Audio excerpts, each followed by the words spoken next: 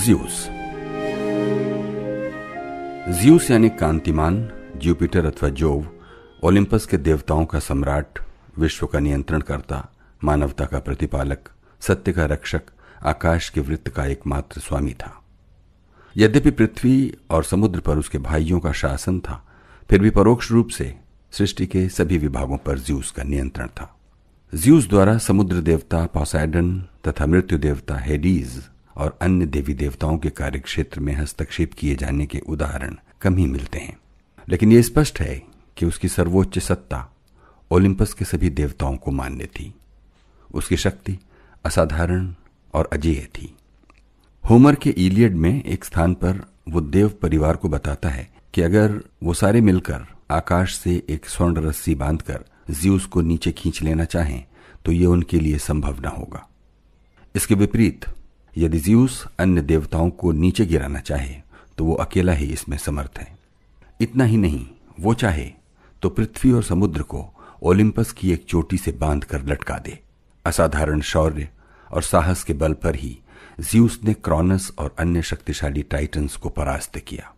Olympus के सभी देवता उसके भय से थर थर कांपते थे और उसे अप्रसन्न करने का दुस्साहस नहीं कर सकते थे। जब वो क्रोध में पैर पटकता तो सारा ओलिम्पस थर्रा उठता। केवल भाग्य की देवियां ही ऐसी दुर्धर्ष शक्तियां थीं जिनके आगे ज्यूस की भी नहीं चलती थी।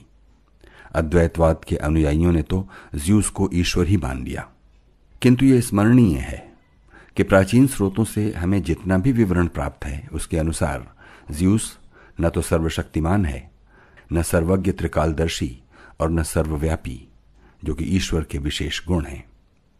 मनुष्य और अन्य देवताओं की तुलना में उसकी शक्ति अवश्य ही असाधारण थी, लेकिन उसका विरोध भी किया जा सकता था। चतुराई से धोखा भी दिया जा सकता था। मानव की भांति वो भी सुख दुख, आशा निराशा, क्रोध आदि संवेगों का अनुभव करता और कामासक्ति तो उसकी विशिष्टता ही थी। ज्यूस का संबंध मुख्यतः वर्षा, मेघ गर्जना और तड़ित से था। इसी कारण ज्यूस को उन वस्तुओं से भी संबद्ध कर दिया गया जिन पर वर्षा और मौसम का प्रभाव पड़ता है, जैसे कि पृथ्वी की उपजाऊ शक्ति। ज्यूस की मुख्य उपाधियां हेटियोस यानी वर्षक, यूरियोस यानी अनुकूल वायु को भेजने वाला, एस्ट्रोथियोस यानी बिजली चमकाने वाला, ब्रॉन्टन यानी गर्जना करने वाला तथा जियार्जस यानी कृषक आदि भी इस मत की पुष्टि करते हैं। ज्यूस की उपासना इतने विस्तृत क्षेत्र में प्रचलित थी कि प्रकृति के लगभग प्रत्येक रूप से उसका संबंध जोड़ दिया गया। होमर की कृतियों में राजनीतिक जीवन पर भी उसका प्रभाव स्पष्ट है। राजा महाराजा इसी उच्चतम सत्ताधारी से शक्ति प्राप्त करते। पाताल भी उसका अधिकार क्षेत्र था और हेडीज को दूसरा ज्यूस और पाताल का ज्यूस कहा गया। साहित्य और कला में ज्यूस को एक तेजस्वी, गरिमा संपन्न, सुदृढ़ और सुंदर शरीर वाले व्यक्ति के रूप में दिखाया गया है। उसके बाल घुंघराले और लंबे हैं, आंखें दीप्त, कमर से नीचे तक का भाग ढका हुआ है। वो एक स्वर्ण सिंहासन पर आसीन है। उसके हाथ में वज्र अथवा राजदंड है और दूसरे में नाइकी अथवा विक्टोरिया अर्थात विजय की मूर्ति है। नाइकी स्वयं भी सदा उसकी सेवा में प्रस्तुत रहती थी। ज्यूस को अपनी इस सेविका से बहुत लगाव था और इसी कारण वो उसकी एक प्रतिकृति सदा अपने हाथ में रखता था। विजय सदा उसके हाथ ही रही। ज्यूस के पास ही शक्ति का प्रतीक गरुण भी सदा रहता था।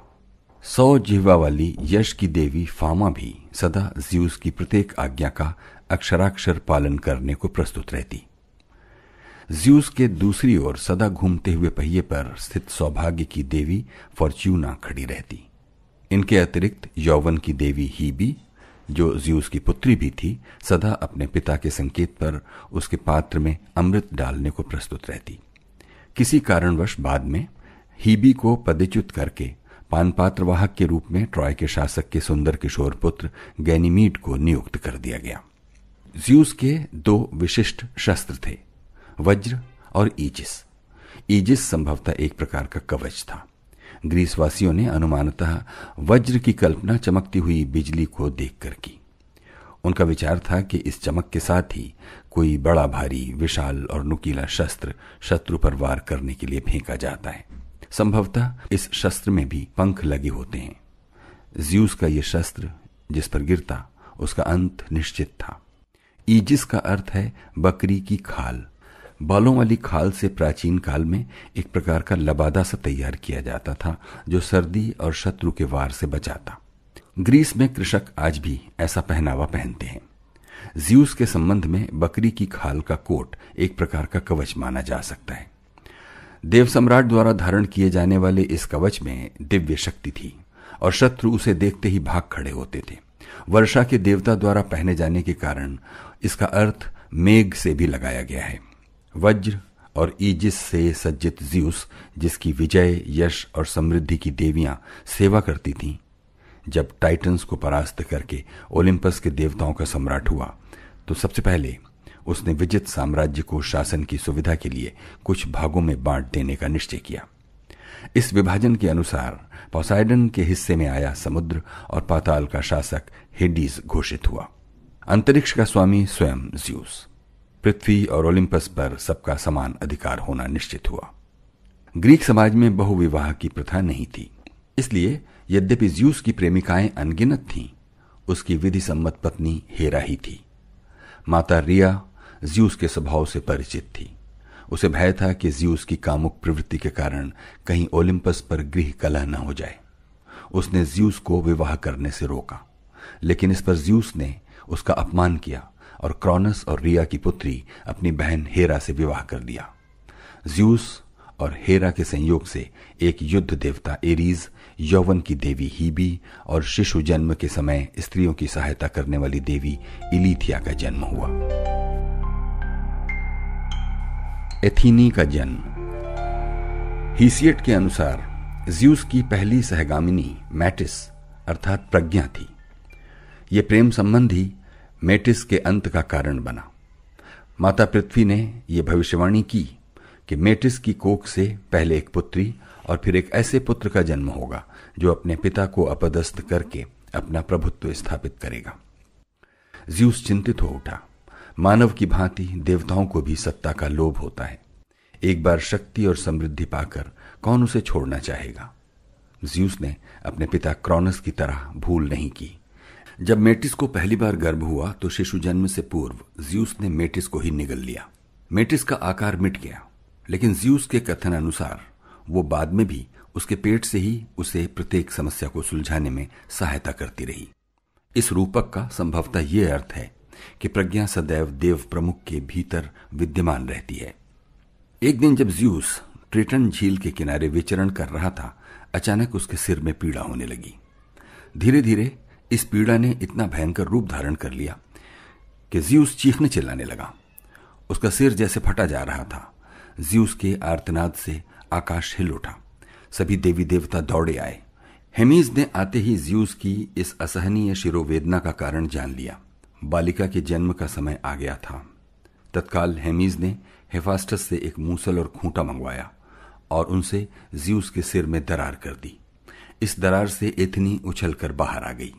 एथनी अस्त्र शस्त्र से सज्जित थी और तुमुल युद्ध घोष करती हुई भाला घुमा रही थी।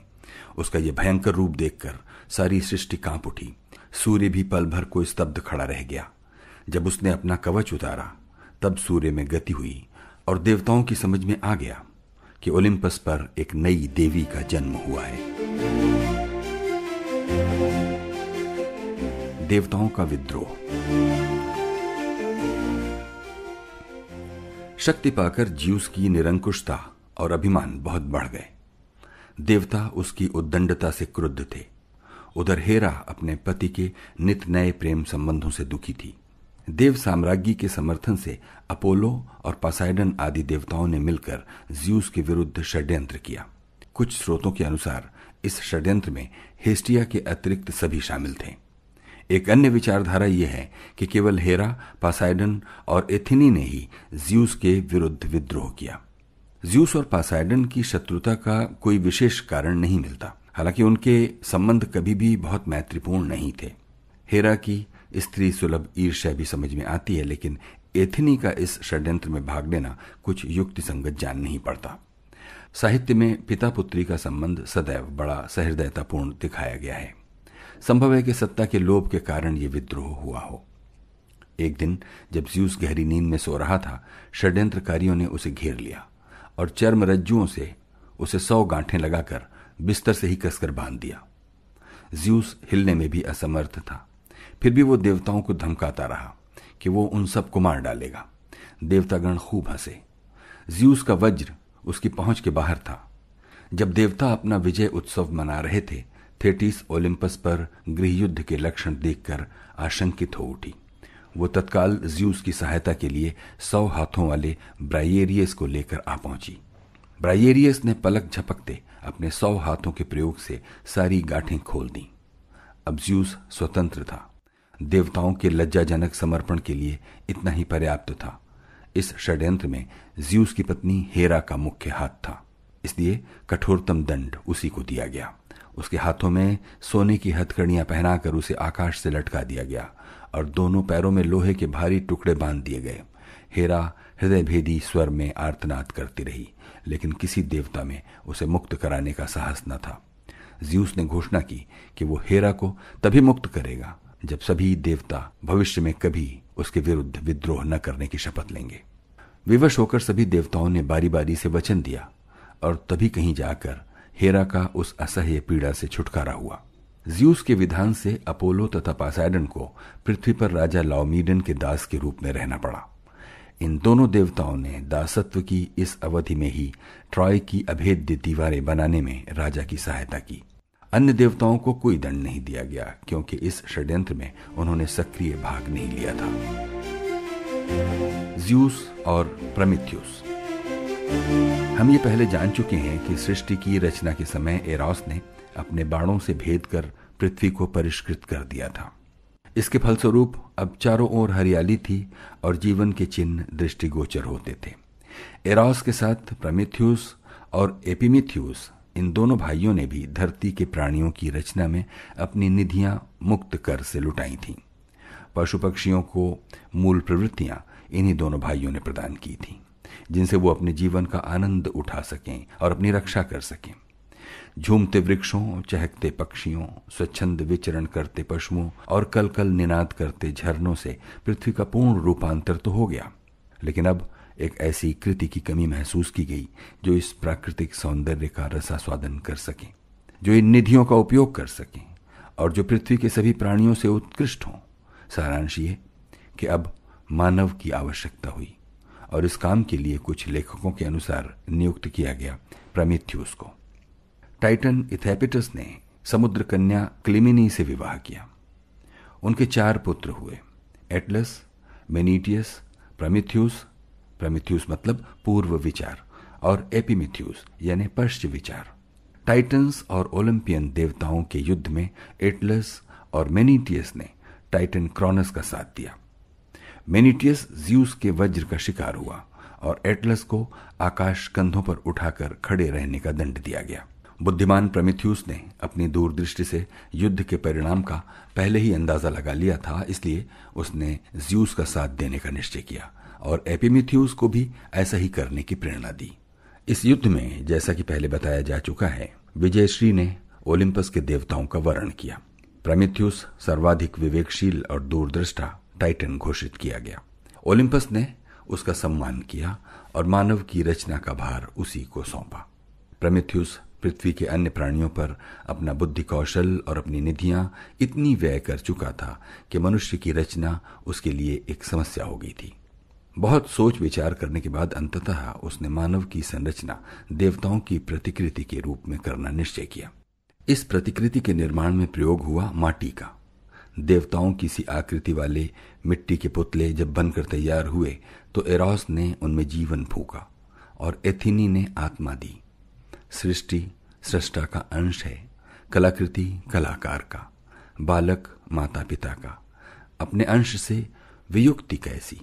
प्रमिथियुस को दिन रात मानव जाति को अधिकाधिक सुखी, समृद्ध, सभ्य और सुसंस्कृत बनाने की चिंता लगी रहती। देवताओं की इस प्रतिकृति को वो देवताओं का सा ही स्पृहणीय जीवन देना चाहता था। उसने एथिनी से सीखी हुई सभी विद्याएं, भवन निर्माण कला, नक्षत्र विद्या, गणित शास्त्र, नौका परिचालन, औषधि शास्त्र आदि मनुष्य को सिखा दी।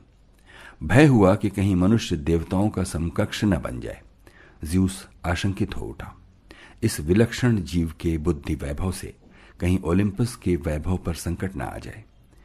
ज्यूस का मानवता से अभी कुछ विशेष संबंध नहीं था और न ही उसके प्रति पिता का सा अनुराग। वो इस प्राणी की शक्ति अनुशासित करने के प्रश्न पर विचार ही कर रहा था कि एक और अप्रिय घटना घट गई, जिससे ज्यूस और प्रमिथियुस के बीच सौहार्द बिल्कुल ही समाप्त हो गया।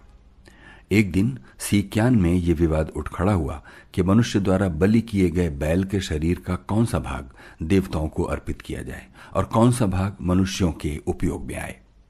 समस्या का समाधान न हो पाने पर मानव जाति के सृष्टा प्रमिथियुस को मध्यस्थ बनाया गया और ये निश्चित हुआ कि उसका निर्णय मानवों और देवताओं दोनों को मान्य होगा।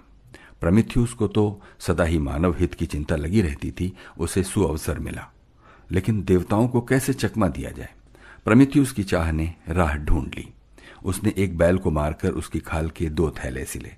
एक थैले में बलि पशु का सारा मांस भरकर ऊपर पेट का भाग रख दिया, जो कि पशु के शरीर का निकृष्ट भाग होता है। दूसरे थैले में सारी अस्थियां भरकर उनके ऊपर चर्बी की एक मोटी तह लगा दी। इतना कर चुकने के बाद उसने ज्यूस को दोनों थैलों में से एक चुन लेने को आमंत्रित किया। ओलिम्पस का सम्राट धोखा खा गया। उसने चर्बी की मोटी प्रलोभक तह पर हाथ रख दिया और प्रज्ञाशील प्रमिथियुस मन ही मन मुस्कुरा दिया। चर्बी के तह के नीचे लगे हड्डियों के ढेर को देखकर ज्यूस आग बबूला हो उठा। टाइटन्स जिसके नाम से थर थर कांपते थे, जिसके पदाघात से पृथ्वी सिहर उठती थी, प्रकृति की समस्त शक्तियां जिसकी अभ्यर्थना करती, उस महातेजस्वी देव सम्राट ज्यूस का ऐसा अपमान। मानव और उसके सृष्टा दोनों को इस धृष्टता का मूल्य चुकाना होगा। ज्यूस मनुष्य को अग्नि से वंचित कर देगा। ठीक है, मनुष्य सदा कच्चा मांस ही खाए। ज्यूस ने क्रोध से गरजते हुए निर्णय दिया और ओलिम्पस वापस लौट गया। प्रमिथियुस उदास हो गया। वो मानव को पृथ्वी के सभी देवताओं से श्रेष्ठतर बनाकर उन्हें देवताओं के समान सक्षम देखना चाहता था। वो उन्हें धातु कर्म आदि विद्याएं सिखाना चाहता था, जिससे मनुष्य विविध अस्त्र शस्त्रों का निर्माण करके अपने हित और सुरक्षा के लिए उनका उपयोग कर सके। लेकिन ये अग्नि के बिना कैसे संभव होगा? क्या देवता अपने इस विशेषाधिकार का उपभोग मानव को सदिच्छा से करने देंगे? क्या देवलोक का कोई भी वासी ज्यूस की आज्ञा का उल्लंघन करने का साहस करेगा? असंभव। तो फिर मानवोत्थान के चरम उत्कर्ष का प्रमिथियुस का स्वप्न क्या होगा? क्या उसकी मधुर कल्पना यूं ही बिखर जाएगी? नहीं, वो मनुष्य को पशुओं का सा जीवन नहीं जीने देगा। श्रेष्ठ व्यक्ति किसी भी काम को आरंभ करके अधूरा नहीं छोड़ते। प्रमिथियुस अपने स्वप्न को साकार करने के लिए अपने प्राणों की बाजी लगा देगा। वो ज्यूस की शक्ति से टक्कर लेगा। प्रमिथियुस ने अमरलोक से अग्नि चुरा कर लाने का निश्चय कर लिया। प्रमिथियुस भली भांति जानता था कि यह काम कितना कठिन है और अगर इसमें सफलता मिल भी जाती है तो ज्यूस की प्रचंड क्रोधाग्नि दोषी को जलाकर राख कर देगी। लेकिन प्रमिथियुस का निश्चय अटल था। उसमें तर्क वितर्क और संदेह के लिए स्थान नहीं। दूसरे ही पल वो ओलिम्पस की तरफ बढ़ा चला जा रहा था। रात्रि के अंधकार में प्रमिथियुस ने एथिनी की सहायता से पिछले द्वार से ओलिम्पस में प्रवेश किया। सारे देवता सुख की नींद सोते थे। ओलिम्पस में भी चोरी हो सकती है, ऐसी आशंका किसी को नहीं थी। प्रमिथियुस ने सूर्य के दीप्तमान रथ अथवा हेफास्टस की भट्टी से एक जलती हुई मशाल लेकर अपने वक्ष में छिपा ली और द्रुत वेग से वापस लौट पड़ा। आनंदातिरेक से उसके हृदय की गति बढ़ गई। यह ज्यूस की दूसरी हार थी। सफलता की देवी ने इस बार भी शक्ति को छोड़कर विवेक और उत्सर्ग को समादृत किया। दूसरे दिन ओलिम्पस के ऊंचे सिंहासन से ज्यूस ने पृथ्वी पर एक असामान्य प्रकाश देखा। ये क्या? ज्यूस चौंक उठा। शीघ्र ही वस्तु स्थिति स्पष्ट हो गई। प्रमिथियुस की उदंडता ने ज्यूस की क्रोधाग्नि में घृत का काम किया। उसने प्रमिथियुस को कठोरतम दंड देने की घोषणा की। देवता तक ज्यूस के इस निश्चय से भयभीत हो उठे। तुरंत हेफास्टस के साथ क्रेटस और बाया यानी शक्ति और बल को ज्यूस के आदेश को कार्य रूप देने के लिए भेजा गया। वो तीनों पृथ्वी पर गए। प्रमिथियुस के अदम्य साहस पर उसे बधाई दी। बातों बातों में उसे बहकाकर दूर स्थित कॉकेशियन पर्वत पर ले गए और धोखे से एक चट्टान के साथ अखंड श्रृंखलाओं से बांध दिया। वहीं नग्न प्रमिथियुस भयानक शीत, चट्टानों तक को तहस नहस कर डालने वाली आंधी तूफान और पेड़ पौधों को जला डालने वाली सूर्य की प्रचंड अग्नि से जूझ रहा है। इतना ही नहीं, ज़्यूस द्वारा भेजा गया गरुण नोच नोच कर दिन भर उसका कलेजा खाता है, और रात जब वो विशालकाय पक्षी सो जाता है तो प्रमिथ्यूस के कलेजे पर मांस फिर बढ़ जाता है। प्रतिदिन यही क्रूर क्रिया चलती। प्रमिथ्यूस की व्यथा का अंत नहीं, लेकिन इस भयंकर यातना से डरकर उसने हार नहीं मानी। प्रमिथ्यूस के प्रति ज़्यूस के विद्वेष का एक और भी कारण था। आगम दृष्टा प्रमिथ्यूस ने यह भविष्यवाणी की थी कि जैसे क्रॉनस ने यूरेनस को और क्रॉनस को ज़्यूस ने अपदस्थ किया था, उसी प्रकार ज़्यूस का एक शक्तिशाली पुत्र उसके पतन का कारण बनेगा। लेकिन प्रमिथ्यूस ने यह बताने से इनकार कर दिया था कि उस दुर्जेय पुत्र की माता कौन होगी। ज़्यूस के भयातुर चित्त को काम लीला में भी आनंद न मिलता। इन असंख्य प्रेमिकाओं में कौन होगी उसके पुत्र की माता, और यह रहस्य केवल प्रमिथ्यूस ही जानता था। ज़्यूस ने उसे भांति भांति की यातनाएं दी, लेकिन मानव जाति के इस जनक ने सिर न झुकाया। इस रहस्य का उद्घाटन कर देने पर प्रमिथ्यूस की मर्मांतक यंत्रणा का अंत हो जाता और देव सम्राट का अनुग्रह भी प्राप्त हो सकता था। लेकिन प्रमिथ्यूस की अंतरात्मा बाह्य शक्तियों से कहीं अधिक बलवान थी। प्रमिथ्यूस अत्याचार और अन्याय के विरुद्ध सभी यंत्रणाएं सहकर अटल रहने वाली अंतर की पुकार का प्रतीक बन गया। कवियों ने मुक्त हृदय से इस महानात्मा को काव्य पुष्प अर्पित किए। समय बीतता गया, शताब्दियां काल के गर्भ में समा गईं, पीढ़ियां आईं और मिट गईं, लेकिन प्रमिथ्यूस के इस महान उपकार को भुलाया नहीं जा सका।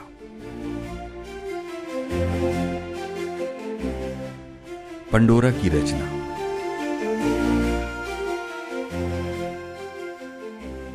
सृष्टिकर्ता को कठोरतम दंड देकर भी ज़्यूस का क्रोध शांत न हुआ।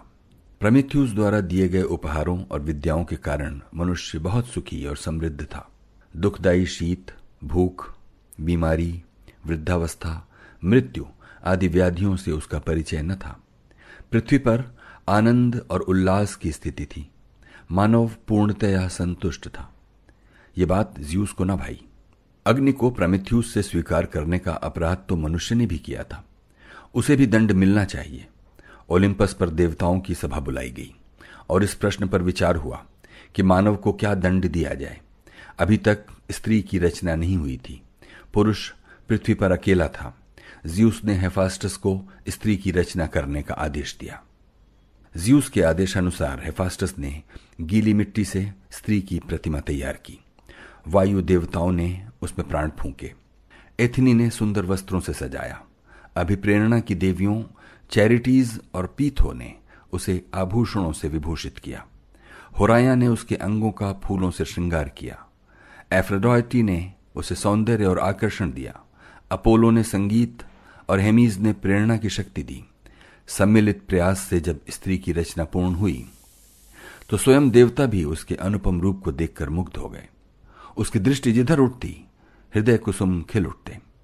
फूल की पंखुड़ियों सी स्निग्ध, प्रातःकालीन समीर सी मधुर, लहरों सी चंचल इस लावण्यमयी का नाम पंडोरा रखना निश्चित हुआ। पंडोरा का अर्थ है उपहार। इस संरचना में सभी देवी देवताओं ने योगदान दिया। अब पंडोरा को देवताओं ने हेमीज के साथ पृथ्वी पर एपिमिथ्यूस के पास भेजा। एपिमिथ्यूस, जिसका अर्थ है पश्च विचार, अपने भाई प्रमिथ्यूस की भांति विवेकशील और दूरदृष्टा नहीं था। प्रमिथ्यूस ने उसे ज़्यूस की तरफ से भेजी गई किसी भी भेंट को स्वीकार न करने की चेतावनी दी थी। वो जानता था कि अब देवता, विशेष रूप से देव सम्राट, मनुष्य का अहित करने की चेष्टा करेगा। लेकिन पंडोरा को देखते ही एपिमिथ्यूस अपने भाई की चेतावनी भूल गया। उसके भोले रूप ने एपिमिथ्यूस का मन मोह लिया। हृदय ने मस्तिष्क पर विजय पाई और एपिमिथ्यूस ने ज़्यूस के इस अनूठे उपहार को सहर्ष स्वीकार कर लिया। अगर लोक से पंडोरा को पृथ्वी पर भेजते समय देवताओं ने उसे एक बंद कलश या बक्सा भेंट किया, लेकिन साथ ही ये चेतावनी भी दी कि वो कलश को कभी न खोले। पंडोरा और एपिमिथ्यूस अपने आप में इतने मग्न हो गए कि उन्हें उस कलश की सुध ही न रही। वो दोनों सारा सारा दिन वन में विहार करते, हरी घास पर उन्मुक्त नृत्य करते, नदियों के जल से क्रीड़ा करते, पुष्पमालाएं बनाते और वृक्षों की घनी छांव में सोते। उनके जीवन में न कोई दुख था, न कोई चिंता। उनमें परस्पर स्नेह था, अक्षय सौंदर्य और यौवन से परिपूर्ण जीवन आनंद और उल्लास से ओतप्रोत था। एक शाम पंडोरा स्वर लहरी में खोई घर आई। अकस्मात उसकी दृष्टि देवताओं द्वारा प्रदत्त उस कलश पर जा पड़ी। क्या हो सकता है इस कलश में? पंडोरा सोच में पड़ गई। कहीं ऐसा तो नहीं कि हम किसी सौभाग्य से अपने आप को वंचित किए हुए हैं? शायद इससे हमारे सुख समृद्धि की वृद्धि हो सके। वो कलश के पास गई। कलश किसी दैवीय शिल्पकार की कला का एक अनूठा नमूना था। स्वर्ण की डोरी के बंधन में कुछ ऐसा मूक आमंत्रण था जिसकी पंडोरा की जिज्ञासा अवहेलना न कर पा रही थी, लेकिन देवताओं की चेतावनी उसके आगे बढ़ते हाथ रोक देती। द्वंद्व में उलझा पंडोरा का मन। तभी एपिमेथियुस ने प्रवेश किया। वो पंडोरा को बुलाने आया था। बाहर उनके साथी प्रतीक्षा कर रहे थे। पंडोरा ने कलश खोलने की इच्छा व्यक्त की। एपिमेथियुस को देवाज्ञा का उल्लंघन अनुचित प्रतीत हुआ, लेकिन पंडोरा के मुख पर क्रोध के चिन्ह देखकर चुप रह गया। वो पंडोरा को अपने साथ बाहर खुले आकाश में ले जाना चाहता था, लेकिन जीवन में पहली बार उसकी प्रियतमा ने उसकी इच्छा का आदर नहीं किया। निराश और आश्चर्यचकित एपिमेथियुस अपने वृंद में लौट गया। उसे आशा थी पंडोरा उसके पीछे आएगी। एपिमेथियुस के बाहर चले जाने पर पंडोरा कलश की डोरी खोलने लगी। खेद, वो न जान सकी कि उसकी स्त्री सुलभ उत्सुकता का मानवता कितना बड़ा मूल्य चुकाएगी। पंडोरा कलश को बंधन मुक्त करने में संलग्न थी।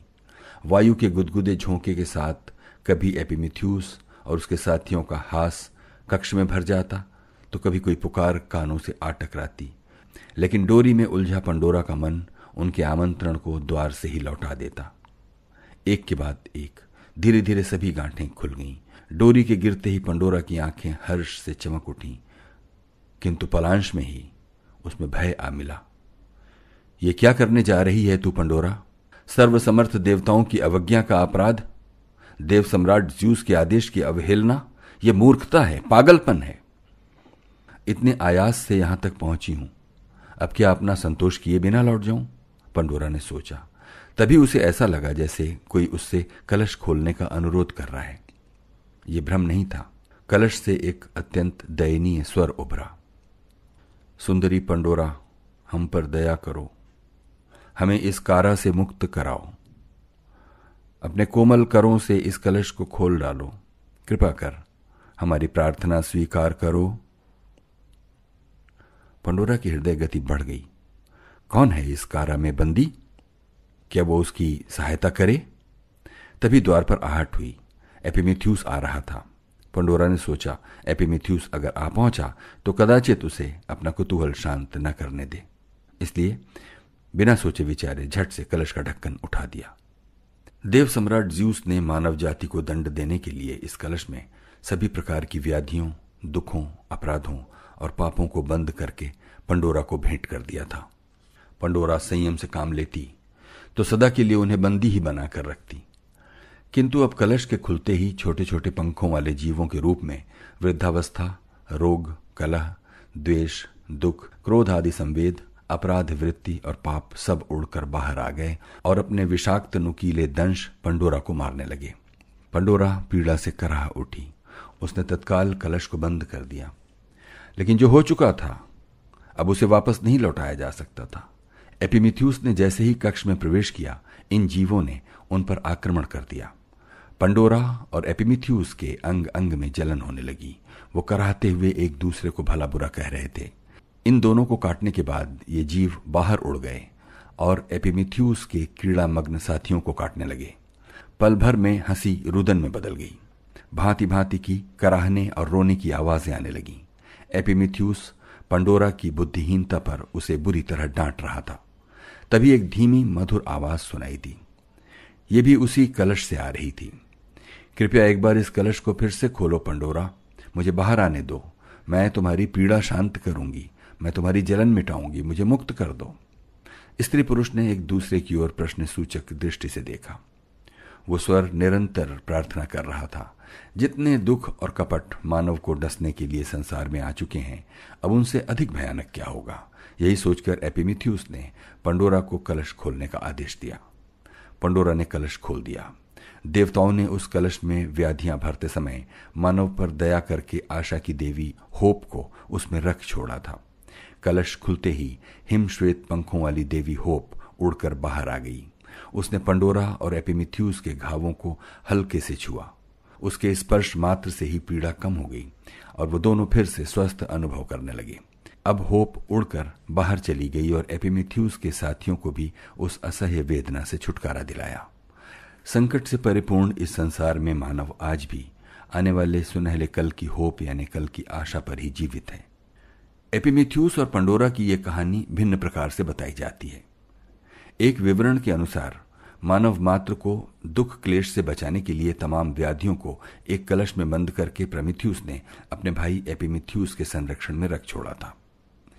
एक दिन पंडोरा ने उत्सुकतावश इस कलश को खोल डाला और दुखों के विषैले नाग विश्व में फैल गए। एक अन्य विवरण के अनुसार एक दिन हेमीज एक भारी बक्स को सिर पर उठाए थका हारा पंडोरा और एपिमिथ्यूस के पास आया और वो बक्स एक धरोहर के रूप में रख गया। जाते जाते वो ये भी कह गया कि वो इस अमूल्य निधि को शीघ्र ही आकर ले जाएगा। हेमीज के जाते ही उन दोनों ने उत्सुकतावश वो बक्स खोल डाला और मानवता ने उनकी इस भूल का मूल्य चुकाया। तीसरी कथा के अनुसार देवताओं ने स्वर्ण कलश में मानव के लिए उपहार और शुभकामनाएं भरकर दी थी। जब तक वो मनुष्य के अधिकार में रहती वो सुखी रहता, लेकिन पंडोरा की मूर्खता से वो सब उड़ गईं और कलश में रह गई केवल आशा। दैत्यों का विद्रोह। टाइटन दैत्यों को हराकर ओलिंपस का सिंहासन प्राप्त कर लेने के बाद भी ज्यूस शांतिपूर्वक राज्य नहीं कर सका। उसे नित नई विपत्तियों का सामना करना पड़ता। एक बार पृथ्वी के 24 दैत्य पुत्र ज्यूस के विरोध में उठ खड़े हुए। इस विद्रोह का विवरण हमें पिंडार से पहले किसी कवि में नहीं मिलता। एक दो स्थलों पर नाम मात्र संकेत भर मिलते हैं। अपोलोडोरस ने इस कथा को विस्तार से बताया है। क्रोनस द्वारा यूरेनस की हत्या किए जाने पर जो रक्त की बूंदें पृथ्वी पर गिरी, उनसे दैत्यों का जन्म हुआ। इन्हें जेजेनीस यानी पृथ्वी से उत्पन्न कहा जाता है। कुछ पुराख्यानों में इनका उल्लेख साइक्लॉप्स के समान वंचर प्राणियों के रूप में हुआ है। हेतुवादियों का यही दृष्टिकोण है। इन्हें प्रकृति की उग्र शक्तियों का प्रतीक भी माना जा सकता है। इनका संबंध विशेष रूप से ज्वालामुखी पर्वतों से जोड़ा जाता है। परास्त होने पर इन्हें पृथ्वी के गर्भ में जहां जहां कैद किया गया, वहीं से ज्वालामुखी का विस्फोट होता है। ये दैत्य संख्या में 24 थे। प्राप्त विवरणों से यह ज्ञात होता है कि इन दैत्यों को इनकी माता पृथ्वी ने ज्यूस के विरुद्ध भड़काया। वो क्रोनस की हत्या का बदला लेना चाहती थी। एक अन्य कारण यह बताया जाता है कि सिंहासनासीन होने के बाद ज्यूस ने एक बार पृथ्वी का अपमान किया था। इसलिए पृथ्वी ने अपने दैत्य पुत्रों से आग्रह किया कि वो माता का प्रतिशोध लें। अथवा संभवतः इन राक्षसों ने टार्टारस में कैद अपने टाइटन भाइयों को मुक्त कराने के लिए ज्यूस के विरुद्ध विद्रोह किया। ये दैत्य बड़े भयावह थे। इनके शरीर का ऊपरी भाग मनुष्य की भांति था। लंबे बाल और दाढ़ी मूछ थी, लेकिन पैरों के स्थान पर फुफकारते हुए सांप थे।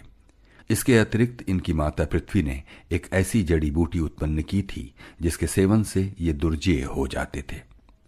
पृथ्वीपुत्र इन दैत्यों ने एक दिन अकस्मात ओलिम्पस पर आक्रमण कर दिया और विशाल शिलाखंड तथा जलते हुए ओक वृक्ष देवताओं पर फेंकने लगे। देवताओं में आतंक व्याप गया।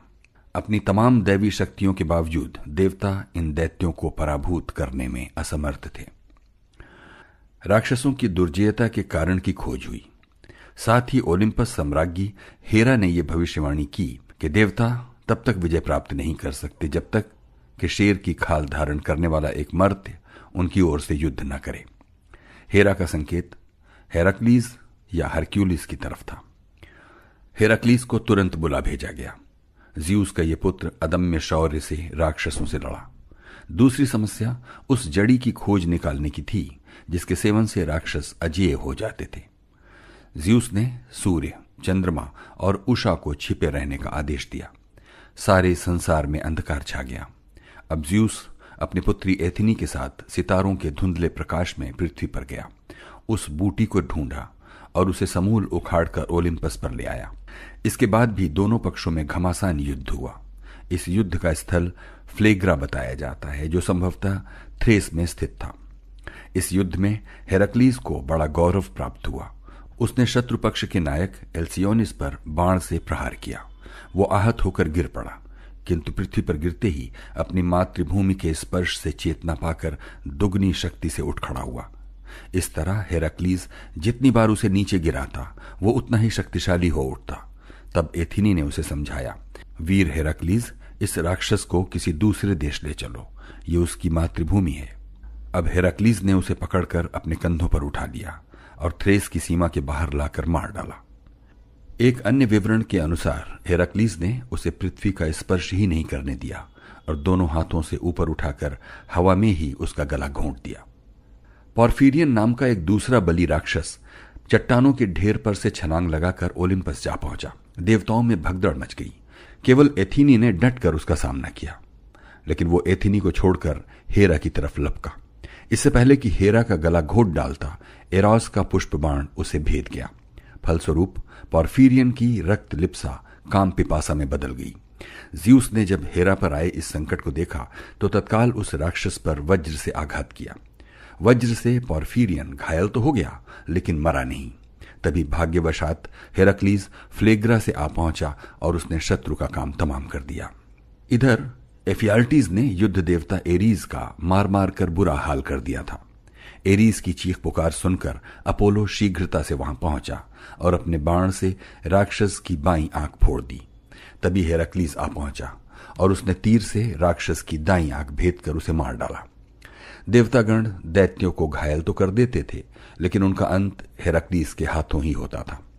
इसी प्रकार डायनायसस ने यूरिटस को घायल किया तो उसकी मृत्यु भी हेराक्लीस के प्रहार से ही हुई। इसी तरह जब हेक्टी ने क्लीटियस को अपनी मशाल से झुलसा डाला, तब हेफास्टस ने मेमास को तपते हुए धातु के क्षण से दग्ध कर डाला। या जब एथिनी ने कामोन्मत्त पालास को एक विशाल पाषाण खंड से कुचल डाला तो भी उसकी मृत्यु नहीं हुई। प्राणांतक प्रहार करने का श्रेय सदा हेराक्लीस को ही मिला। एंसिलाइडस नामक एक अन्य दैत्य को बंदी बनाकर जीवित ही एटना के भूगर्भ में डाल दिया गया। वहां कारावास में भी ये राक्षस नाक और मुंह से आग उगला करता था। समय के साथ साथ उसकी उग्रता कम होती गई और अब तो वो बिल्कुल ही शांत हो गया है। हां, अब भी जब कभी वो करवट बदलता है तो पृथ्वी कांप उठती है। इसी को हम लोग भूकंप कहते हैं। अपने इतने साथियों का संहार हो जाने पर दैत्यों के छक्के छूटने लगे। उनकी संख्या और शक्ति घटती जा रही थी। उधर हेराक्लीस और देवताओं के प्रहार निरंतर हो रहे थे। हताश राक्षस भागने लगे। देवताओं ने उनका पीछा किया। पोसाइडन ने अपने त्रिशूल का एक भाग तोड़कर पॉलीबॉटस को मारा और उसे धराशायी कर दिया। ये स्थान निसिरोस द्वीप के नाम से जाना गया। बचे खुचे राक्षस अब बैथोस में एकत्रित हुए और वहीं देवताओं से अंतिम युद्ध करने का निश्चय किया। भयंकर रक्तपात हुआ। मनुष्यों की भांति राक्षसों और देवताओं के अस्त्र शस्त्र साधारण नहीं होते, उनमें दिव्य शक्तियां निहित होती हैं। यदि ज्यूस का वज्र बिजली सा कड़कता हुआ था तो राक्षसों के मुख आग उगलते थे। कहते हैं जिस स्थान पर यह युद्ध हुआ वो आज भी जल रहा है। इस युद्ध में हेमीज ने हेडीज का अदृश्य कर देने वाला टोप पहनकर हिपोलिटस को मार गिराया। आर्टेमिस ने बाण से ग्रेटियन को धराशायी किया और फेट्स यानी भाग्य की देवियों ने अपने मुकदरों से एग्रियस और थाओस के सिर फोड़ डाले। शेष राक्षस ज्यूस के वज्र और एरीज के भाले के शिकार हुए। अंतिम प्रहार के लिए हेराक्लीस प्रस्तुत था ही। एक एक कर सभी दैत्यों का काम तमाम हुआ। इस प्रकार महत शारीरिक बल, असाधारण अस्त्र शस्त्र, नीति प्रयोग और हेराक्लीस की सहायता से ज्यूस ने अंततः पृथ्वी पुत्र दैत्यों पर विजय पाई। ज्यूस और टाइफून। ज्यूस और ओलिम्पस के अन्य देवताओं के हाथों अपने पुत्रों का वध होते देख पृथ्वी क्षुब्ध हो उठी। मां की ममता आहत हुई। उसने ज्यूस से प्रतिशोध लेने का निश्चय किया।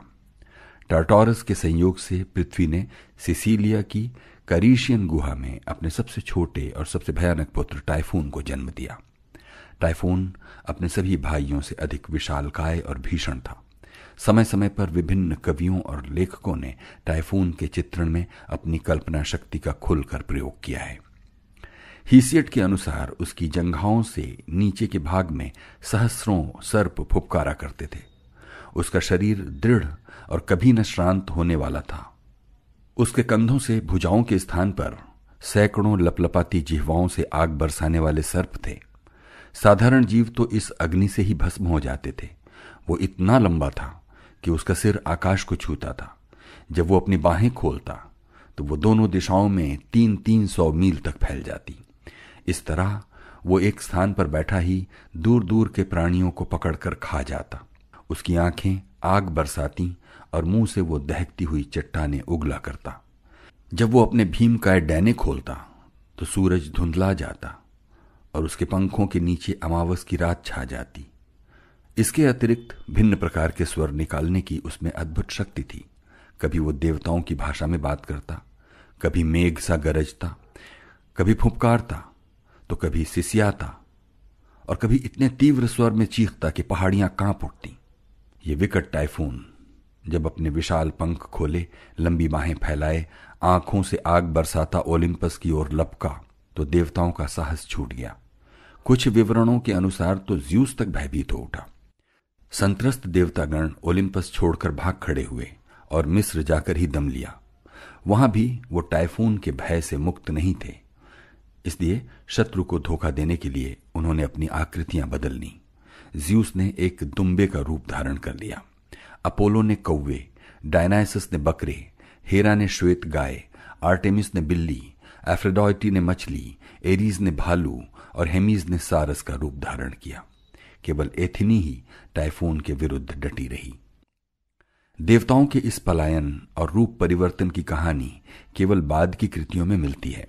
संभवतः इसकी पृष्ठभूमि में ये तथ्य रहा हो कि कौवा अपोलो का प्रिय पक्षी है, बकरा डायनायसस का और हेरा को तो सदा गाय जैसी आंखों वाला कहा ही जाता है। लूसियन ऑन सैक्रिफाइस ने कहा कि देवताओं के मिस्र पलायन की कहानी का आविष्कार इस कारण हुआ कि मिस्र में देवताओं की पूजा पशु के रूप में होती है। लूसियन ने ग्रीक और मिस्री देवताओं में साम्य स्थापित किया। मिस्र के निवासी एमोन की पूजा एक दुम्बे के रूप में करते हैं और एमोन का ज्यूस से सादृश्य है। वहां थॉथ की सारस और आइसिस की पूजा गाय के रूप में की जाती है और ये दोनों क्रमशः हेमीज और हेरा के समकक्ष मिस्री देवता हैं। देवतागण भयभीत होकर ओलिम्पस से भागे या नहीं, लेकिन इतना निश्चित है कि टाइफून की असाधारण शक्ति से वो त्रस्त अवश्य थे। एथिनी को देव सम्राट की कायरता तनिक न भाई। उसने ज्यूस को व्यंग्य बाणों से भेदना शुरू किया। ज्यूस का पौरुष तिलमिला उठा। अपनी कायरता पर वो लज्जित हुआ और वज्र धारण कर टाइफून का सामना करने निकल पड़ा। उसके पास हंसिये के आकार का वो शस्त्र भी था जिससे क्रॉनस ने अपने पिता यूरेनस की हत्या की थी। ज्यूस के इस तेजस्वी रूप के सामने टाइफून अधिक समय तक टिक न सका। ज्यूस ने उसे घायल कर दिया। टाइफून भागा। ज्यूस ने उसका पीछा किया। कैसियस पर्वत पर एक बार फिर दुर्धर्ष शक्तियां आपस में टकराईं। उनके घात प्रतिघात से पृथ्वी और आकाश कांप उठे। नक्षत्र लोक में हलचल मच गई। समुद्र की बौखलाई हुई उत्ताल तरंगें अंतरिक्ष से टकराने लगीं। देव समाज सांस रोके ये अनूठा दृश्य देखता था। कभी टाइफून अपने नुकीले पंखों में ज्यूस को दबोचता तो कभी ज्यूस अपने हंसिये से उसे घायल कर डालता। कभी टाइफून की आग ज्यूस को झुलसाती तो कभी ज्यूस के वज्र की कौंध से टाइफून अचेत होने लगता। समझ में नहीं आता था कि विजय किस पक्ष की होगी। अंततः टाइफून की बन आई और उसने अपनी सर्पिल बाहों में ज्यूस को कस दिया।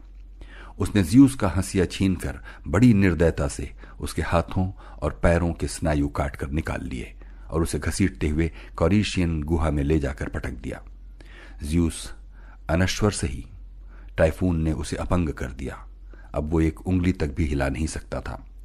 टाइफून ने ज्यूस के स्नायु एक भालू की खाल में लपेटकर उसकी रक्षा का भार अपनी बहन डेल्फिना को सौंप दिया। डेल्फिना भी अपने भाई की भांति सांपों के पांव वाली एक भयानक राक्षसी थी। ओलिम्पस में भरी दोपहरी में अंधेरा छा गया। देवताओं के भासमान मुख फीके पड़ गए। सभी क्षोभ और निराशा से व्याप्त थे। जिस टाइफून को देव सम्राट ज्यूस अपने वज्र से परास्त न कर सके, उसका सामना अब कौन करेगा।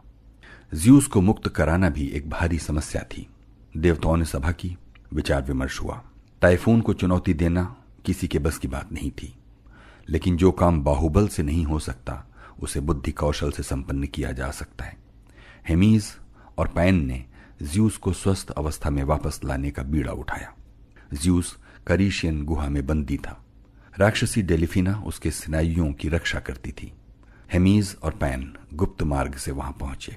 टाइफून को खबर न होने दी। गुप्त द्वार पर पहुंचकर पैन ने अपने मुंह से इतना भयंकर नाद किया कि राक्षसी भयभीत होकर स्नायु वहीं छोड़कर भाग खड़ी हुई। पल भर में हेमीज ने ज्यूस के स्नायु यथास्थान लगा दिए और वायुवेग से उड़ने वाले रथ में सवार हो वो तीनों ओलिम्पस वापस पहुंचे। कहानी का ये रूप हमें अपोलोडोरस से मिलता है। नानोस के अनुसार ज्यूस के स्नायु लाने का उत्तरदायित्व कैडमस को सौंपा गया था। वो चरवाहे का वेश धारण करके वीणा बजाता हुआ डेल्फिना के पास गया। डेल्फिना वीणा के राग पर मुग्ध हो गई थी। तब कैडमस ने उससे ज्यूस के स्नायु अपनी वीणा के तार बनाने के लिए मांग लिए। स्नायु प्राप्त हो जाने पर अपोलो ने बाण से उस राक्षसी की हत्या कर दी। ओलिम्पस पहुंचकर ज्यूस ने दिव्य भोजन और पेय से अपनी शक्ति पुनः अर्जित की और एक बार फिर वज्र धारण कर पंखों वाले अश्वों के रथ पर बैठकर टाइफून का सामना करने निकल पड़ा। टाइफून नीसा पर्वत पर चला गया था। वहां भाग्य की देवियों फ्रेटस ने उसे धोखे से मर्त्य प्राणियों के उपयुक्त फल खिला दिए, जिससे उसकी शक्ति का ह्रास होने लगा। टाइफून हेमास पर्वत की ओर भागा। वहां फिर दोनों का आमना सामना हुआ। टाइफून ने बड़े बड़े पर्वत उखाड़कर ज्यूस पर फेंके, लेकिन ज्यूस के वज्र से टकराकर वो फेंकने वाले को ही वापस जा लगे। टाइफून के रक्त की नदियां बह गईं। वो सिसली की ओर भागा। ज्यूस ने एटना पर्वत उखाड़कर टाइफून पर फेंका। टाइफून उस पर्वत के नीचे पृथ्वी में धंस गया और आज तक उसी कारा में है। अब भी जब कभी वो क्रोध से फुंकारता है तो एटना का ज्वालामुखी फट पड़ता है। ज्यूस और एल्यूइडस।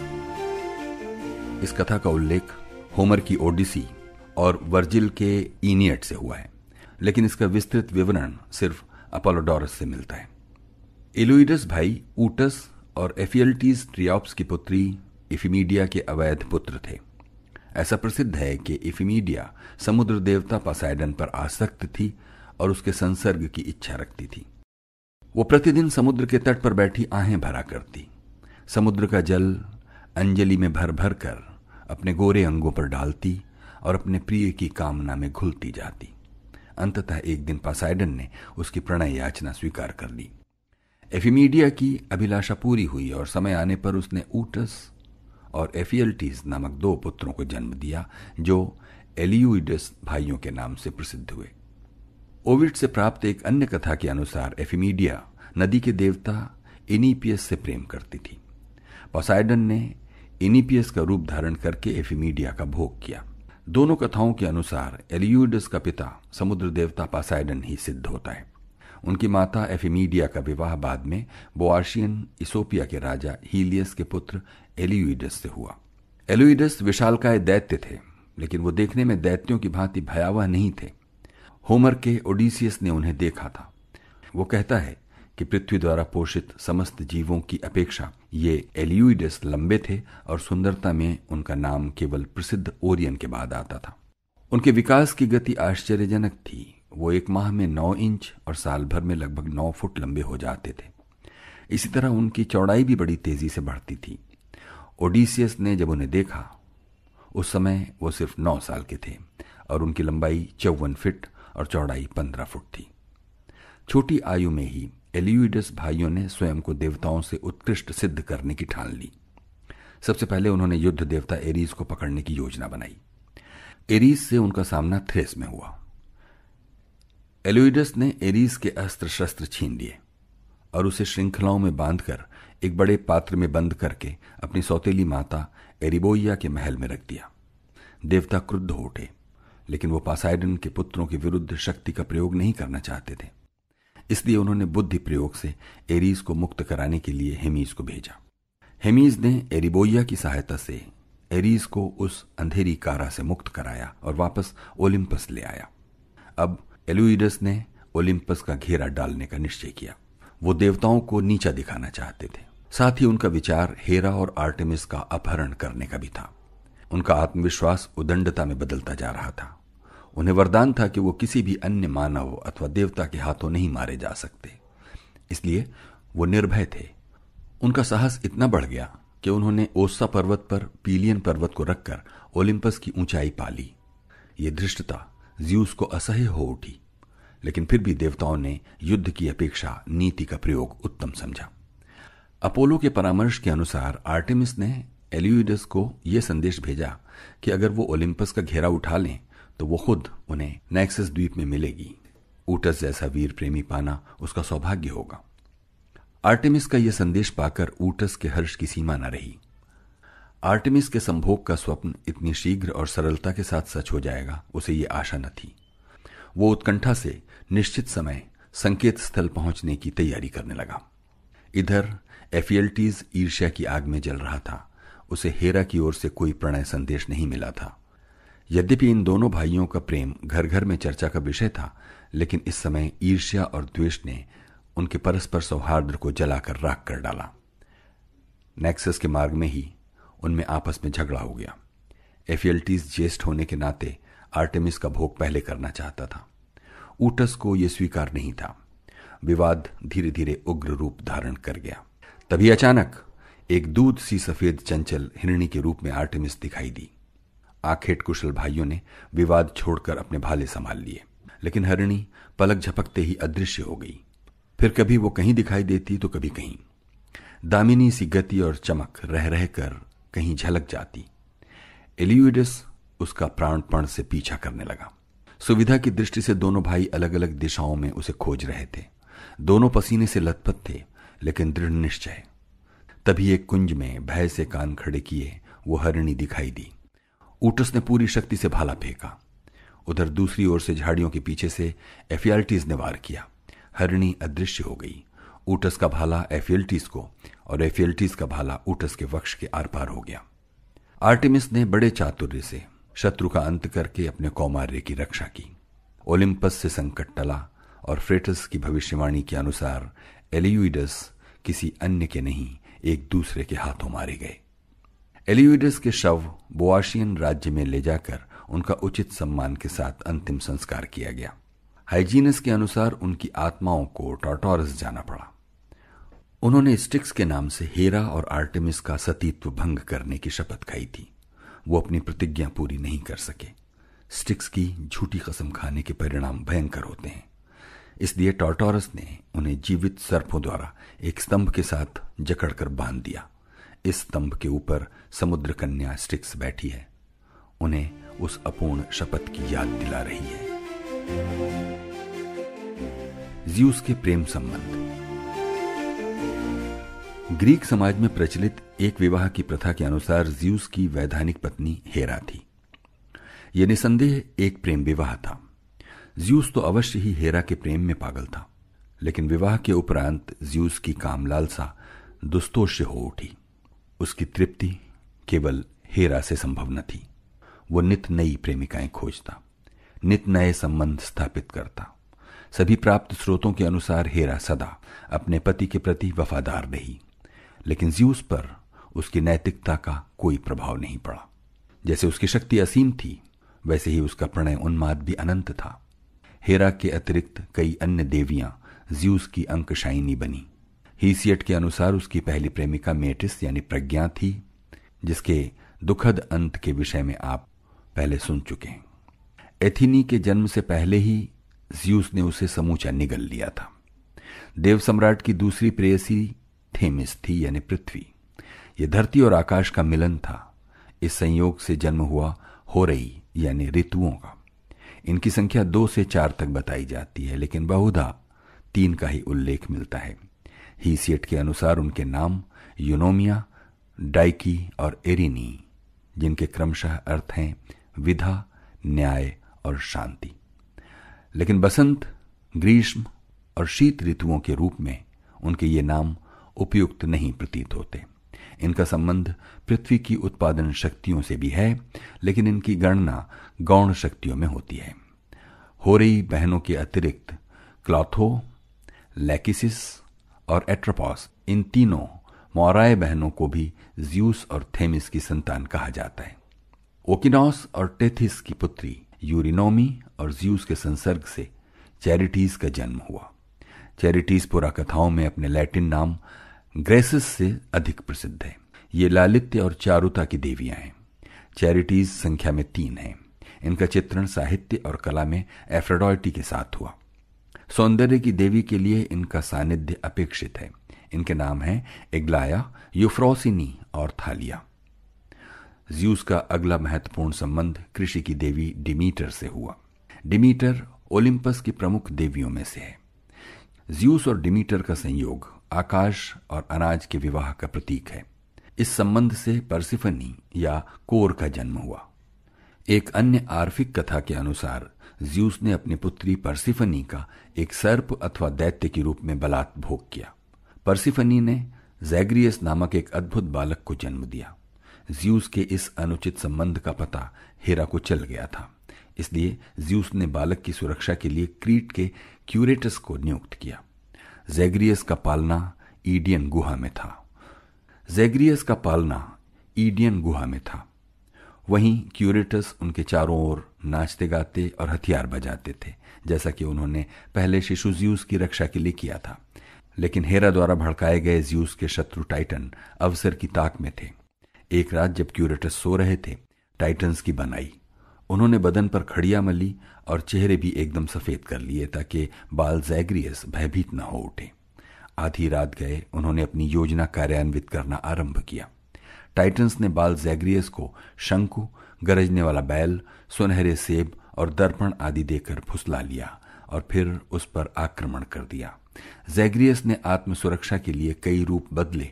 कभी वो ज्यूस बना तो कभी क्रॉनस, लेकिन टाइटन्स को धोखा देना आसान न था। अब वो एक घोड़ा बन गया, फिर सींगों वाला सांप, शेर और अंत में बैल बने जैग्रियस को टाइटन्स ने दृढ़ता से पैरों और सींगों से पकड़ लिया।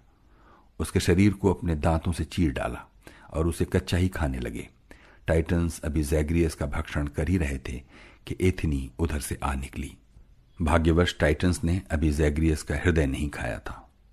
एथनी ने हृदय उनसे बचाकर उसे एक मिट्टी के पुतले में लगाकर उसमें प्राण फूंक दिए। इस प्रकार जैग्रियस अमर हो गया। उसकी हड्डियों को डेल्फी में दफना दिया गया और क्रुद्ध ज्यूस ने वज्र से टाइटन्स को मौत के घाट उतार दिया। टाइटनेस निमाजिनी यानी स्मृति ज्यूस के संसर्ग से 9 म्यूजेज की माता बनी। दिव्य स्मृति की सहायता से ही साहित्य, कला, शिल्प आदि की अभिवृद्धि होती है। म्यूजेज का विस्तृत वर्णन आप आगे सुनेंगे। कुछ स्रोतों के अनुसार ओकिनोस की पुत्री प्रतिकार की देवी नेमेसिस भी ज्यूस की कामुकता का शिकार हुई। नेमेसिस ने उससे बचने के लिए कई रूप और स्थान बदले, लेकिन ज्यूस ने पृथ्वी, आकाश, समुद्र में सब कहीं उसका पीछा किया। अंत में जब नेमेसिस ने एक हंसिनी का रूप धारण किया तो ज्यूस हंस के रूप में उससे संयुक्त हो गया। समय आने पर नेमेसिस ने एक अंडा दिया, जिससे विश्व सुंदरी हेलेन का जन्म हुआ। नेमेसिस एक समुद्र कन्या के रूप में लिडा नाम से भी जानी जाती है। ज्यूस की प्रेमिकाओं में एक महत्वपूर्ण नाम एटलस की पुत्री माया का है। एक रात जब हेरा गहरी नींद सो रही थी, ज्यूस और माया का आर्केडिया से मिलन हुआ। इस संयोग से हेमीस का जन्म हुआ, जो ओलिम्पस के प्रमुख 12 देवताओं में से एक है। फीबी की पुत्री लीटो और ज्यूस के संसर्ग से अपोलो और आर्टेमिस का जन्म हुआ। हेरा की ईर्ष्या के कारण लीटो को कितने कष्ट उठाने पड़े, इसका विस्तृत वर्णन आप आगे सुनेंगे। हीसियड ने ज्यूस की प्रेमिकाओं में कहीं डायोनी का उल्लेख नहीं किया है, हालांकि वो उसके नाम से परिचित है। होमर ने डायोनी का नाम एफ्रोडाइटी की माता के रूप में दिया है और इस प्रकार एफ्रोडाइटी को अपनी कृतियों में ज्यूस पुत्री माना है। बाद के कवियों द्वारा विशेष प्रतिनिधित्व न दिए जाने के कारण डायोनी का इतिहास धुंधला पड़ गया। वो संभवतः पृथ्वी की देवियों में से एक थी। इस देव दंपति की उपासना डोडोना में की जाती थी। केवल इन अमर्त्य देवियों से ही नहीं, मनुष्य की रचना के बाद ज्यूस ने अनेक नश्वर रमणियों से भी शारीरिक संबंध स्थापित किए। जिस पंडोरा को ज्यूस ने पुरुष मात्र को दंड देने के लिए रचा था, वो उसी के प्रणय का स्वयं प्रार्थी बन गया। ज्यूस और ईओ। नदी के देवता एनॉकस की पुत्री हेरा के मंदिर की पुजारिन ईओ अद्वितीय सुंदरी थी। यौवन के पराग से सने अंग, दूध सा गौर वर्ण, कपोलों पर फूटती उषा की लालिमा जैसे लिली के बदन में रक्त का संचार हो गया हो। ज़्यूस ठगा सा रह गया। पृथ्वी पर ऐसे मनोहारी रूप की उसने कल्पना तक न की थी। देव सम्राट एक मर्त्य किशोरी पर हृदय हार बैठा। ईओ के सपनों में एक देव आकृति झांकने लगी। ईओ, वो कहता, मैं देव सम्राट ज़्यूस तेरे प्रणय का प्रार्थी हूं। तेरे सरल रूप ने मेरा हृदय जीत लिया है। सौंदर्य और यौवन की अमूल्य निधि क्या ऐसे ही खो देगी? आ, मेरे पास आ, ईओ। वो आकृति बाहें फैलाए आगे बढ़ने लगती। ईओ सिहर उठती। एक दिन ज़्यूस और ईओ नदी के किनारे विहार कर रहे थे। हेरा की शंकालु दृष्टि से बचने के लिए ज़्यूस ने उस भूभाग को एक बादल की ओट में कर दिया था। हेरा उस समय ओलिम्पस में अपने स्वर्ण प्रासाद में विश्राम कर रही थी। ज़्यूस और ईओ प्रेम मग्न थे। तभी अकस्मात हेरा की दृष्टि उस बादल के टुकड़े पर जा पड़ी।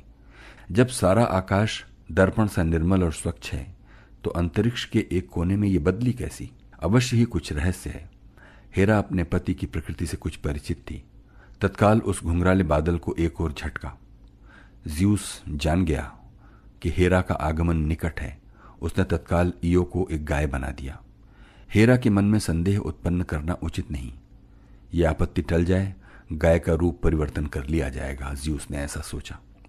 बादल के हटते ही हेरा ने देखा दर्पण से स्वच्छ जल वाली नदी के तट पर ज़्यूस के पास एक गाय खड़ी है। गाय बहुत सुंदर थी। उसमें ईओ की मानव आकृति के अतिरिक्त उसका सारा सौंदर्य था। हेरा निकट आई, स्नेह से गाय की पीठ थपथपाई और बोली, इतनी सुंदर गाय तो आज तक पृथ्वी पर नहीं देखी। ये अद्भुत प्राणी कहां से आया महाराज? कौन भाग्यशाली है इस निधि का स्वामी? ज़्यूस ने अधिक प्रश्नों से बचने के लिए झट बड़े सहज स्वर में उत्तर दिया, देवी, ये पृथ्वी की नवीन कृति है। इसकी रचना अभी ही हुई है। आश्चर्य, हेरा ने कहा। उसकी शंका का अभी समाधान नहीं हो पाया था। उसे एक बात सूझी। क्या समस्त प्राणियों के स्वामी महाराजाधिराज ज़्यूस मेरी एक प्रार्थना स्वीकार कर अनुग्रहित करेंगे? इस गाय ने मेरा मन मोह लिया है। इसे दासी को प्रदान करने की कृपा करें। अवश्य अवश्य, अपने मनोभाव छुपाते हुए ज़्यूस ने कहा। हेरा की इतनी साधारण सी प्रार्थना को कैसे अस्वीकार करें? न करने से संदेह भी उत्पन्न हो सकता है। यह सोचकर ज़्यूस ने स्थिति संभालने के लिए अनिच्छा से गाय के रूप में अपनी प्रेयसी ईओ को हेरा को दे दिया। हेरा अभी भी शंका मुक्त नहीं हो पाई थी, इसलिए उसने गाय की रक्षा का भार अपने विश्वस्त सेवक आगू को सौंप दिया। आगू हेरा के आदेशानुसार गुप्त मार्ग से उस सुंदर गाय को नेमिया ले गया और वहां उसे एक वृक्ष से बांध दिया। हेरा के इस सेवक आगू की 100 आंखें थीं और वो सोते समय सब आंखें बंद नहीं करता था। बहुधा एक समय में उसकी 2 आंखें ही बंद होती थीं। बेचारी ईओ एक पल भी उसकी दृष्टि से दूर नहीं हो सकती थी। उसकी आकृति अवश्य बदल गई थी, लेकिन मन और मस्तिष्क मानव समान थे। वो चाहती थी कि आगू से मुक्ति की प्रार्थना करे, लेकिन भाषा पर अब उसका अधिकार नहीं था। वो आते जाते पथिकों से बात करना चाहती थी, लेकिन उसके मुंह से केवल रंभाने का स्वर निकलता था, जिससे वो स्वयं ही भयभीत हो उठती थी। उसका मन आकुल हो उठता। लोग आते, उसकी सुंदरता और सुडौलता की प्रशंसा करते, स्नेह से उसकी पीठ सहलाते और चले जाते। बेचारी ईओ चुपचाप खड़ी आंसू बहाया करती। चेतना उसके लिए अभिशाप बन गई थी। एक दिन भाग्यवश नदी का देवता इनॉकस वहां आ निकला। सुंदर गाय देखकर वहीं रुक गया। अपने पिता को देखकर ईओ का मन व्यथित हो उठा। वो चाहती थी कि अपने पिता को अपने दुर्भाग्य की कहानी सुना सके, उससे मुक्ति दिलाने की प्रार्थना कर सके। उसका दम घुट रहा था। शब्द उसके भीतर ही मर रहे थे। हृदय में भाव थे, लेकिन अभिव्यक्ति के लिए भाषा नहीं थी। वो प्रेमावेग में अपने पिता का हाथ चाटने लगी। तभी उसे अचानक एक उपाय सूझा। उसने सींग से मिट्टी पर लिख दिया, ईओ। इनाकस ने अपनी खोई हुई बेटी को पहचान लिया। वो कातर स्वर में विलाप करने लगा। हाँ, मेरी बच्ची, ये मैं क्या देख रहा हूं? तेरा ये क्या हाल हो गया है? मेरी फूल सी सुकुमार ईओ पर किसने ये अत्याचार किया? हे प्रभु ज़्यूस, इससे तो अच्छा था तुम इस अभागी के प्राण ही ले लेते। ये दृश्य देख आगू सतर्क हो उठा और गाय को दूर ले गया। गाय को एक अन्य पेड़ से बांध वो स्वयं कुछ ऊंचाई पर बैठ गया, जिससे सभी दिशाओं में देख सके। उधर ओलिम्पस पर ज्यूस को कल न पड़ता था। ईओ की दुर्दशा का वो उत्तरदायी था। बहुत सोच विचार के बाद ज्यूस ने ईओ के उद्धार का भार अपने पुत्र हेमीज को सौंपा। हेमीज ने तत्काल अपने पंखों वाले जूते पहने, पंखों वाली टोपी पहनी, हाथ में बांसुरी और जादू की छड़ी ली और नेमिया की ओर प्रस्थान किया। निर्दिष्ट स्थान पर पहुंचकर उसने अपने जूते और टोपी छिपा दिए और एक ग्वाले का वेश धारण कर लिया। हाथ में छड़ी ली और अपनी बांसुरी पर दिव्य राग छेड़ दिया। ऐसा संगीत पृथ्वी पर कहाँ। भोले भाले चरवाहे और उसकी मधुर रागिनी ने आगू का मन मोह लिया। उसने बड़े स्नेह से हेमीज को अपने पास एक वृक्ष की घनी छाया में बिठा लिया और उससे बातें करने लगा। हेमीज केवल एक दक्ष बांसुरी वादक ही नहीं था, एक कुशल वक्ता भी था। वो तरह तरह की बातों से आगू का मन बहलाता रहा। उसे कई कहानियां सुनाई। काफी समय बीत गया। रात घिर आई। आगू को नींद आने लगी। बांसुरी के मधुर स्वर में आगू की आंखें एक एक कर बंद होने लगीं, लेकिन कुछ आंखें अभी भी खुली थीं। हेमीज ने अब उसे बांसुरी का इतिहास सुनाया। इस बीच ही आगू की सभी आंखें सो गईं। उसका सिर आगे को झुकाया। अब हेमीज ने तलवार के एक ही वार से उसकी गर्दन धड़ से अलग कर दी। आगू की 100 आंखें सदा के लिए बंद हो गईं। हेमीज ने ईओ को मुक्त कर दिया, लेकिन उसके कष्ट के दिन अभी समाप्त नहीं हुए थे। आगू हेरा के आदेश का पालन करते हुए मारा गया था, इसलिए हेरा ने उसकी 100 आंखें मोर के पंखों में लगा दी। ईओ के प्रति हेरा का क्रोध अभी भी शांत नहीं हुआ था, इसलिए उसने ज्यूस को ईओ को उसके वास्तविक रूप में लाने का अवसर ही न दिया। हेरा ने गाय रूपी ईओ के पीछे गोमक्षिका लगा दी। उसके दंश से आहत ईओ देश विदेश घूमने लगी। पहले वो डोडोना गई, फिर उस समुद्र तक जो बाद में उसके नाम से इयोनियन समुद्र कहलाया। क्षुब्ध, पीड़ित, संत्रस्त ईओ इधर उधर भटकती, ज्यूस को उसके प्रेम की दुहाई देती। लेकिन उस अभागी की व्यथा का अंत न था। इयोनियन समुद्र से वो फिर लौटकर उत्तर की ओर चली और हेमस पर्वत पर पहुंची। फिर काले सागर से होती हुई क्रीमियन बॉस्फोरस पार करके हिब्रिस्टीस नदी के स्रोत काकेसस पर्वत पर पहुंची। एक ऊंची चोटी पर ईओ को एक विशाल आकृति दिखाई दी। एक गरुण उस आकृति का मांस नोच नोच कर खा रहा था। ये ज्यूस के क्रोध का शिकार मानव का समर्थक प्रमिथ्यूस था। ईओ ने जब चट्टान से बंधे विशाल काय पर असहाय टाइटन को देखा तो वो उसके पास ही रुक गई और दुखित स्वर में बोली, इस भयंकर यातना को निशब्द सहने वाले वीर, तुम कौन हो? क्या अपराध किया है तुमने जो प्रचंड सूर्य, गरजते तूफान और लपलपाती आग के निरंतर प्रहारों को सहने का दंड मिला? क्या मेरी तरह तुम्हारी पीड़ा का भी अंत नहीं है? क्या मुक्ति की प्रतीक्षा ही हमारी नियति है? बोलो वीर।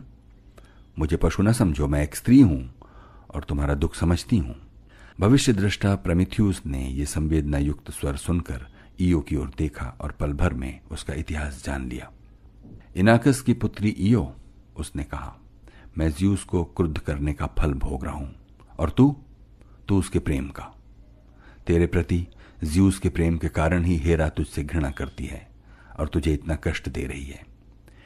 ईओ को आश्चर्य हुआ, इस सुनसान बर्फीले प्रदेश में जहां मनुष्य तो क्या चिड़िया तक नहीं भटकती, ये अकेला चट्टान से बंधा हुआ प्राणी उसका नाम कैसे जान गया? कौन है ये दिव्य दृष्टा? प्रमिथ्यूस ने उसका मनोभाव पढ़ लिया और अपना परिचय दिया। ईओ, तेरे सामने मानव जाति को अग्नि देने वाला प्रमिथ्यूस खड़ा है। प्रमिथ्यूस? हठात ईओ के मुख से निकला, मानव जाति का सृष्टा और उद्धारक प्रमिथ्यूस, हमारे हित के लिए देवताओं से लोहा लेने वाला प्रमिथ्यूस। आह! उसकी आंखों से आंसू बहने लगे। मानव के कारण तुम इतना कष्ट झेल रहे हो, उसके सुख के लिए इतनी मर्मांतक यातना चुपचाप सह रहे हो। तुमने क्यों मनुष्य के लिए ज्यूस का क्रोध अपने सिर लिया? ऐसा मत बोलो ईओ, मैंने जो उचित समझा वही किया। मैं मानव को सुखी और समृद्ध देखना चाहता था। मेरा सपना साकार हो गया। मेरे मन में कोई दुविधा नहीं, कोई द्वंद्व नहीं। ज्यूस अपनी शक्ति का दुरुपयोग कर मुझसे प्रतिशोध ले रहा है। वो नहीं जानता प्रमिथ्यूस का विश्वास अटल है। वो मेरे शरीर को क्षत विक्षत कर सकता है, मेरी अंतरात्मा को नहीं। लेकिन क्या इस कष्ट का कभी अंत न होगा? ईओ ने पूछा। होगा ईओ, अवश्य होगा। आगम दृष्टा प्रोमेथियुस ने कहा, एक दिन इस अत्याचार का अंत होगा। ज़्यूस को उसके कर्मों का फल मिलेगा। उसका अपना ही पुत्र उसे अपदस्थ करेगा और ईओ, तेरी भी मुक्ति होगी। लेकिन अभी प्रतीक्षा कर। देश विदेश, जंगल जंगल चलती जा, नदी नाले पार करती चलती जा। अंत में नील नदी के पास पहुंचकर तेरा उद्धार होगा। वहीं ज़्यूस तुझे तेरा स्त्री रूप देगा और तुझे एक पुत्र की प्राप्ति होगी। जा, चली जा। इस लंबी काली रात का अवश्य प्रभात होगा। और तुम पिता? ईओ ने व्यग्रता से पूछा। अभी शताब्दियों तक मुझे इस अत्याचार से जूझना है। अंततः तेरे एक वंशज के हाथों मेरी इस यातना का अंत होगा। देवताओं सा शक्तिशाली और समर्थ वो युवक मेरी श्रृंखलाएं तोड़ेगा। एक बार फिर मैं स्वतंत्र वायु में सांस ले सकूंगा। मेरा कष्ट तेरे कष्ट से बड़ा है और छुटकारा भी कठिन, किंतु मैं निराश नहीं हूं। तू भी हिम्मत न हार और आगे बढ़ती जा। ईओ ने मन ही मन प्रोमेथियुस को प्रणाम किया और अपने रास्ते चल पड़ी। कोल्चिस और थ्रेशियन बॉस्फोरस होती हुई यूरोप पहुंची और फिर एशिया माइनर से tarsus, Joppa, media, Bactria, Bharat और अरब होती हुई इथियोपिया पहुंची। नील के उद्गम से चलती हुई मिस्र आई। यहीं उसकी यातना का अंत हुआ। ज़्यूस ने उसे स्त्री रूप दिया और टेलीगोनस से विवाह के पश्चात उसने ज़्यूस के पुत्र इपैफस को जन्म दिया। इपैफस ने चिरकाल तक मिस्र में राज किया। कैलिमैकस के अनुसार उसकी पुत्री लीबिया समुद्र देवता पोसेइडन के संसर्ग से एग्नर और बीलस नामक 2 प्रतापी पुत्रों की माता बनी। स्ट्रैबो के अनुसार ईओ ने गाय के रूप में ही इबोइयन गुहा में इपाफस नामक दिव्य बैल को जन्म दिया और वहीं गोमक्षिका के निरंतर आघातों के कारण ईओ की मृत्यु हो गई। मरते समय इस गाय का रंग पहले सफेद, फिर लाल और अंत में काला हो गया था। ज़्यूस के प्रेम, हेरा की ईर्ष्या और ईओ की यातना की यह कहानी एस्किलस और ओविड से मिलती है।